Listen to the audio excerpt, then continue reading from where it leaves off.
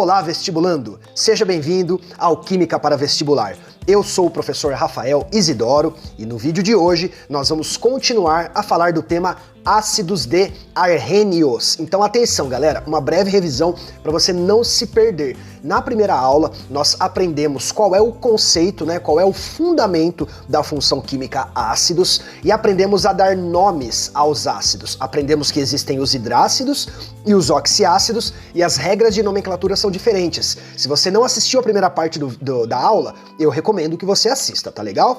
E nessa aula, prof, o que eu vou aprender? Veja bem, nesta aula nós vamos aprender a escrever a equação de ionização com ou sem o hidrônio. Nós vamos aprender também que existem forças para os ácidos, existem ácidos fracos, fortes, moderados. Vamos aprender que existem ácidos voláteis e ácidos não voláteis. Enfim, eu vou mostrar para vocês o que está faltando para o tema ácidos aqui. Vamos nessa? Pessoal, primeira parte da aula. Nós vamos aprender a escrever as equações de ionização, tá legal? Preste bastante atenção. O que é uma equação de ionização? É quando você mostra o que acontece com o ácido quando você coloca ele na água. Então nós vamos separar aqui o H+ do ânion em questão, beleza? Como que eu faço isso? O primeiro passo é separar a quantidade de H+ que você tem ali. Cuidado, prestem bastante atenção aqui. Olha só, nós devemos respeitar, claro, a quantidade de H+ que existe ali, beleza? Então olha só, no HCl eu tenho um H+, beleza? E aí sobra pra mim lá o Cl. Atenção, prof, eu não teria que colocar uma carga negativa ali no cloro? Sim. Se existe cátion, existe ânion do lado direito da equação, tá bom? Mas eu quero mostrar um esqueminha pra vocês aqui, principalmente se você for iniciante, siga a minha orientação, porque depois você consegue fazer isso aqui tudo de olho fechado, beleza? Mas se você ainda não fez nunca escreveu uma equação de ionização, siga esse passo a passo. Não se esqueça de colocar a molécula de água aqui, ó, em cima da setinha, os estados físicos também, para ficar bem elegante. Então atenção, o segundo caso é mais perigoso. Olha só, eu tenho que considerar que ali, ó, existem 2 H+ no ácido sulfúrico. Não pode, em hipótese alguma, ó, escrever H+2. Prof, mas olha lá do lado esquerdo, ó, tá o H2. Exato, H2. Não H+2. H2 quer dizer que eu tenho 2 hidrogênios presos ali na fórmula, tá legal? Agora, quando você separa eles, o H+ não está mais preso à fórmula. Então, o índice, que é o número que fica embaixo, se transforma em coeficiente estequiométrico, que é o número que fica aqui, ó, à esquerda, beleza? Pegou isso? Então tá bom.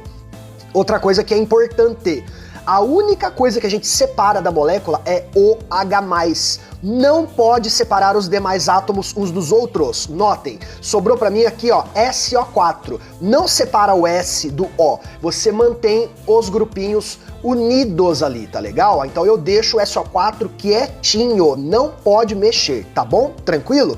Feito isso, separou o H+ com a quantidade específica dos demais, aí sim a gente vai colocar a carga elétrica negativa no ânion. Como eu faço isso? Galera, a carga elétrica negativa, ela é exatamente igual à quantidade de H+ que você tem ali. Ou seja, olha lá o primeiro caso, ó. 1 H+, então a carga do Cl será 1-. O 1 na química não precisa ser representado, então só o sinalzinho de menos basta, tá bom? Agora, no ácido sulfúrico, são 2 H+, então a carga elétrica do SO4 será 2-. Na química, é número na esquerda e sinal à direita, não é -2, é 2-, porque isso significa que ele tem 2 elétrons a mais em relação à quantidade de prótons. É assim que a gente escreve uma equação de ionização ácida, beleza? Entendeu? Olha só, um bônus para vocês aqui. Galera, está certo, é importante que vocês entendam que está certo escrever aquela equação de ionização. Porém, existe uma forma mais elegante, mais bonita de mostrar a equação de ionização, que é quando eu tenho o hidrônio. Então tomem cuidado. É importante que você saiba as duas, porque e se o vestibular, uma segunda fase, pedir, escreva a equação de ionização mostrando o hidrônio? Então atenção. Na primeira aula sobre ácidos, eu falei pra vocês que nenhum H+ fica solto na água. Se lembram disso? Se você não assistiu, assista. Então o que acontece com o H+, prof? Ele sempre reage com a água, produzindo o hidrônio. Esta é a verdadeira identidade do ácido, o H3O+. É certo escrever H+? Tudo bem, teoricamente, mas na prática ele não existe. Prof, e como que eu escrevo essa equação? Veja bem, ó, a diferença está onde, ó? Primeiro, não tem água em cima da seta. A água é um reagente. Então olha lá a primeira equação aqui em cima, ó, que a gente acabou de escrever, tanto do ácido clorídrico quanto do ácido sulfúrico, beleza? Tá ali, ó. Embaixo tem uma equação um pouquinho diferente. Então veja bem, ó, não tem água na seta, a água é um reagente, ó, nos dois casos. E não tem H+ no produto, o que eu tenho é, ó, H3O+, beleza? O que muda é que você coloca o H3O+ no produto e a água no reagente. E a quantidade, prof? A quantidade de H+, atenção, é igual à quantidade de hidrônio, que é igual à quantidade de água, beleza? Então, ó, se aqui é 1H+, é 1 H3O+, é uma água. Se aqui é 2H+, são 2 H3O+, e 2 águas. Conseguiu entender isso? Beleza? Então, tá legal. Vamos dar continuidade na aula. Pessoal, nesta parte da aula nós vamos falar sobre a ionização parcial e a ionização total. O que significa isso? Bom, os poliácidos, ou seja, aqueles que possuem 2, 3 ou 4 H+, o máximo que eu já vi foi 4, nunca vi ácido com 5 H+, beleza? Então 2, 3 ou 4, o que acontece? A ionização, ela não é de uma vez. Não são o 2, 3 ou 4 H+, que se desprendem de uma vez. Eles saem aos poucos. Sai um H+, sai o segundo H+, e sai o terceiro H+. E você pode se deparar com alguma questão no vestibular pedindo para escrever esta ionização em etapas. Não é difícil, a gente chama isso de ionização parcial. Então, como é que eu devo fazer isso, prof? É bem simples, olha lá, ó. Você vai pegar aqui o H2SO4, por exemplo, tá? Eu escolhi ele. Vou separar um H+ dele apenas. Prof, mas lá tem 2. Vamos separar um H+ apenas, é a ionização parcial. Quando eu separar um H+, vai sobrar HSO4 e a carga é negativa, beleza? Então olha lá, sobrou HSO4, a gente vai aprender a dar nome para esses ânions, ok? Na nossa aula sobre sais. Esse aí é um bisulfato ou hidrogênio sulfato, esse carinha que tá aqui, ó, tá legal? Ok, prof, e agora? Você vai pegar este ânion que está na direita, ok? Que é o bisulfato, e vai colocar ele como reagente na segunda etapa. Então, ó, primeira ionização, tirei um H+, e aí eu produzi o bisulfato. Segunda ionização, eu vou pegar esse bisulfato e vou ionizar. Como? Eu separo dele o segundo H+, ó. Então vamos separar aqui o segundo H+ dele, tá legal? Cuidado com as cargas elétricas. Na ionização parcial, você sempre começa, ó, com a carga -1, depois ela vai para a carga -2, e aí depois ela iria para a carga 3-, 4- e assim por diante, tá? Então é uma ordem decrescente de cargas negativas, né? Porque o -1 é maior que o -2, que é maior que o -3 e assim por diante. E o H+ é sempre um H+ na primeira, um H+ na segunda, um H+ na terceira e assim por diante. E o carinha que tá lá na direita, você coloca na esquerda sempre, né? Ó, então olha lá, o bisulfato aqui veio pra cá. Se eu fosse continuar, o SO4 2- aqui, viria pra cá. E assim por diante. Você vai escrever todas as etapas até não sobrar nenhum H+ na estrutura, tudo bem? Tranquilo? Ok. E aí eu posso escrever a equação global do processo, que a gente chama de ionização total.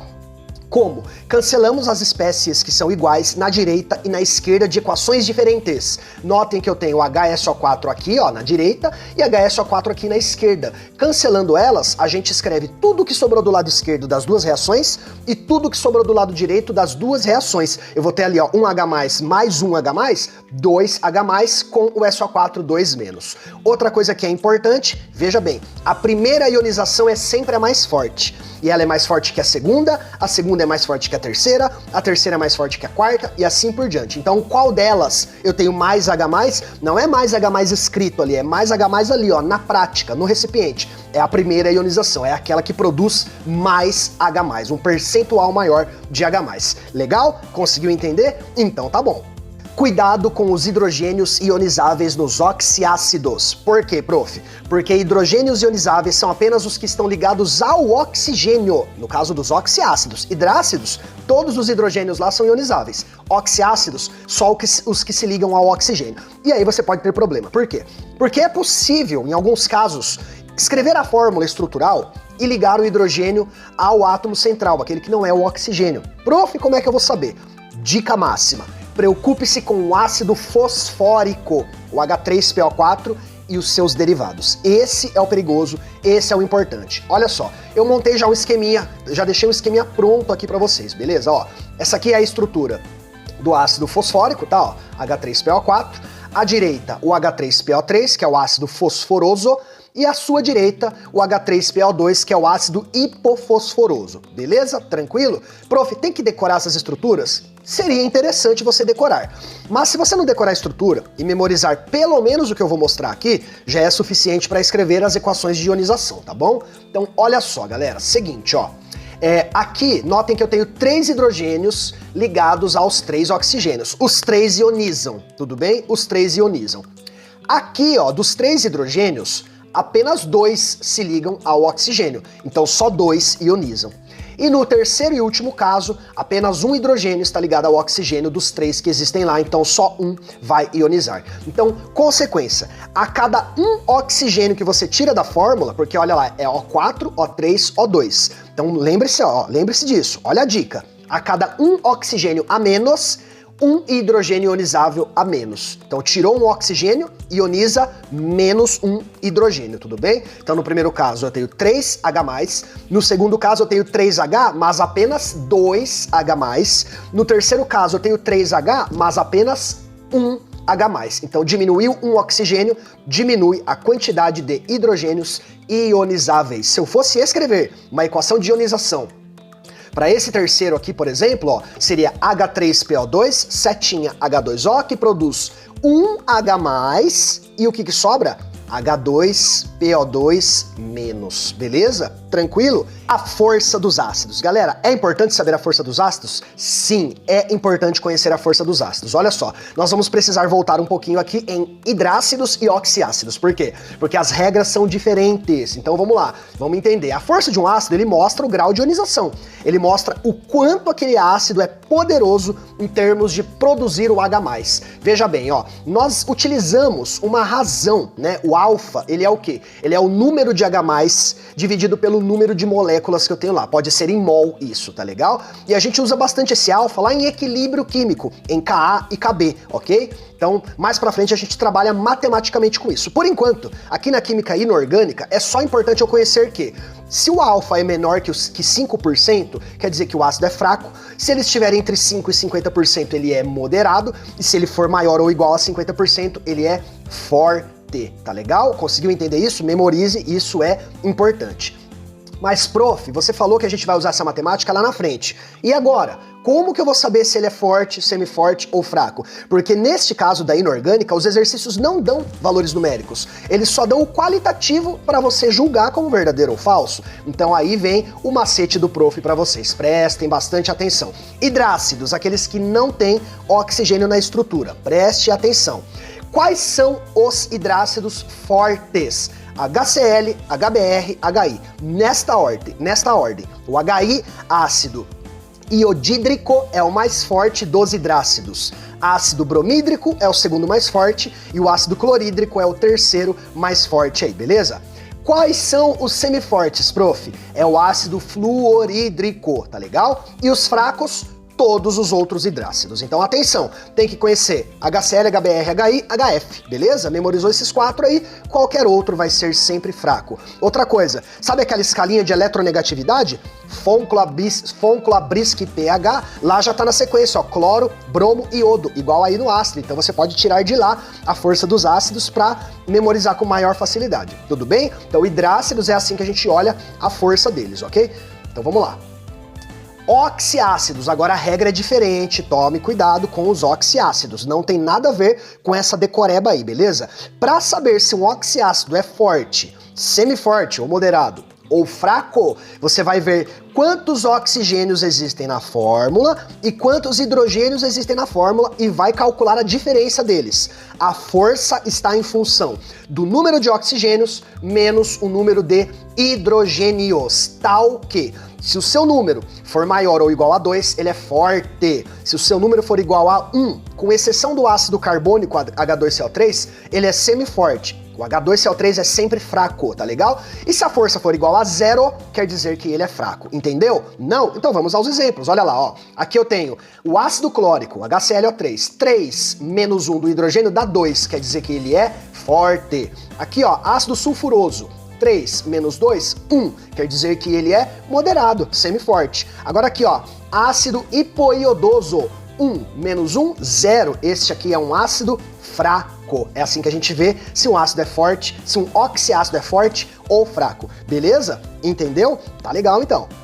Volatilidade dos ácidos. Pessoal, o que é ser volátil mesmo? Quem lembra aqui? Pessoal, ser volátil significa ter uma tendência em se transformar de líquido para gás, ou seja, vaporizar, beleza? Galera, olha só, vocês precisam conhecer aqui, ó, 2 oxiácidos que são importantes. Esses 2 oxiácidos vale a pena vocês conhecerem e memorizarem. A gente considera que eles são fixos ou não voláteis, não vaporizam com facilidade, pelo menos não em temperatura ambiente. São eles, ácido sulfúrico e ácido fosfórico. Então, de todos os oxiácidos, lembrem-se que H2SO4 e H3PO4 não vaporizam com facilidade. Beleza? Conseguiu entender? Essa foi a nossa segunda e última aula sobre ácidos. Minha recomendação para vocês, exercícios. Eu vou deixar na descrição do vídeo um link para vocês acessarem uma lista de exercícios para poder treinar. Olha só, qual é o prof que faz isso no YouTube para vocês de forma gratuita. Então que tal retribuir curtindo o vídeo e se inscrevendo no canal? Afinal de contas, o seu apoio ele é de suma importância para que eu possa alavancar aqui o Química para Vestibular. Beleza, galera? Espero que vocês tenham gostado. Beijos, abraços, bons estudos e até a próxima!